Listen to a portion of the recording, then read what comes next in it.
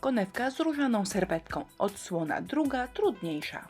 Tydzień temu zaproponowałam Wam wersję po prawej i to był pomysł ekstremalnie łatwy. Druga odsłona konewki, oprócz tego, że ma tą samą serwetkę, jest szara, a nie zielona, to już nie jest taka ekstremalnie łatwa. Głównym utrudnieniem są koronki. Chciałam, żeby wyglądały elegancko i delikatnie, no ale trochę przygód z tym było. W trakcie kręcenia filmu zmieniłam pomysł na zrobienie koronek. Czemu tak się stało, opowiem w dalszej części filmu. Popularna konewka do kupienia w Ikei albo w sklepie Inspirello. Metalowe i szklane powierzchnie zawsze primeruję. Dzięki temu wszystkie kolejne warstwy nakładane na konewkę trzymają się lepiej. A teraz tradycyjnie malowanie na biało farbą akrylową albo farbą kredową. A to jest serwetka, która niedawno skradła moje serce. Pasuje do wszystkiego, konewek, pudełek, po prostu świetny wzór. Jak zwykle pędzelek i woda. Wzoru staram się nie wycinać, raczej go wyrywam, bo dzięki temu brzegi nie odznaczają się na przyklejonej powierzchni. Wzór dopasowuję do powierzchni, wiele wystających elementów odrywam, ponieważ nie chcę, żeby zachodziły mi pod koronkę. A niektóre elementy usuwam nawet na wszelki wypadek, jeżeli się zmieszczą, to potem je dokleję. Klej do deku i lecimy. Czym mniejszy wzór przyklejamy, tym wygodniej nam go się przykleja. A przyklejanie serwetki do farby kredowej jest dużo przyjemniejsze niż do akrylu. Farba kredowa jest tępa, serwetka się nie ślizga i trudniej zrobić zmarszczki. Po przyklejeniu głównego wzoru doklejam tu i tam elementy, które według mnie dobrze komponują się w całość. Ja doklejam od razu, nie czekam aż wzór wyschnie, ale jeżeli nie masz doświadczenia, to podsusz całość suszarką i dopiero przyklejaj. Uzupełniam jeszcze troszkę tło, suszę, a następnie dwukrotnie lakieruję całą konewkę lakierem akrylowym matowym. Do konewki dodam kolor szary, ale zwykła szarość nie za bardzo mi pasowała.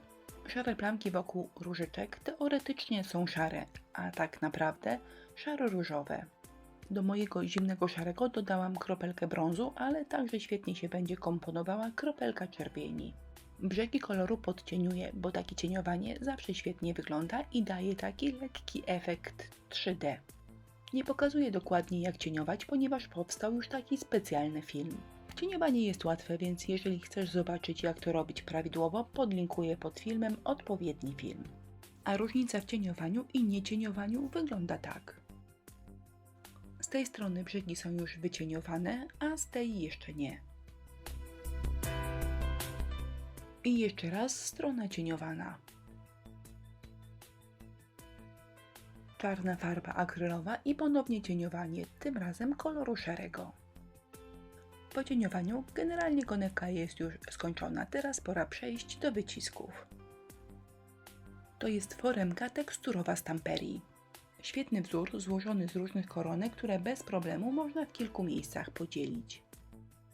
Najpopularniejsze do wypełniania tego typu koronek są pasty albo gessa. Pastę można nałożyć cieniutko, ale można też zostawić delikatne tzw. plecki. Ja założyłam wersję cieniutką, bo chciałam, żeby moja koronka była bardzo delikatna. I teraz pastę trzeba zostawić w spokoju na kilka godzin do wyschnięcia. Gdy pasta naprawdę dobrze wyschnie, bez problemu wyjmiemy ją z foremki. Czasami próbujemy pastę wyciągnąć za szybko i ona wtedy nie chce za bardzo wychodzić. Albo wręcz zaczyna się rozrywać i to po prostu oznacza, że pasta jeszcze dobrze nie wyschła. Plusem odlewów z pasty jest ich niesłychana elastyczność oraz to, że są cieniutkie. Możemy je przecinać, wyginać, naciągać, one to wszystko wytrzymają. Czy są minusy? Oczywiście, olbrzymim minusem jest czas wysychania. 6 godzin to minimum, żeby pasta porządnie wyschła i można było wyjąć foremkę. I ten czas trzeba pomnożyć razy 3, bo potrzebowałam 3 odlewy. Moja cierpliwość po prostu umarła. Odlew z pasty poszedł do kosza, a ja się zabrałam za masę super lekką.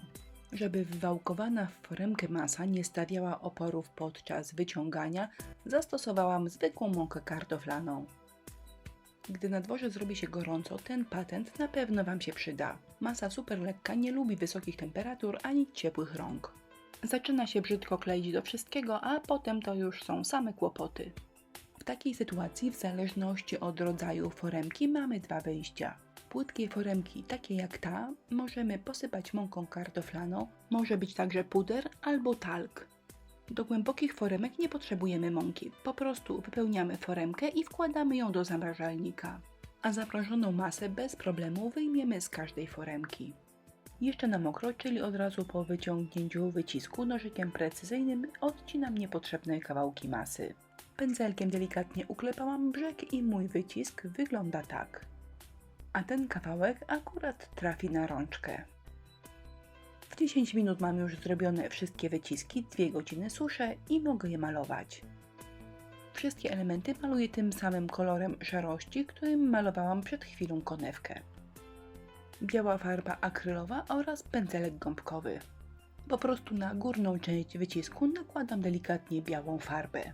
A gdy farba wyschnie, wystarczy ją klejem na gorąco dokleić do konewki. Masa jest troszkę elastyczna, więc doklejenie nie jest problemem. Trzeba się natomiast troszkę pomęczyć, żeby dosztukować miejsca, w których akurat koronka nam się nie zeszła.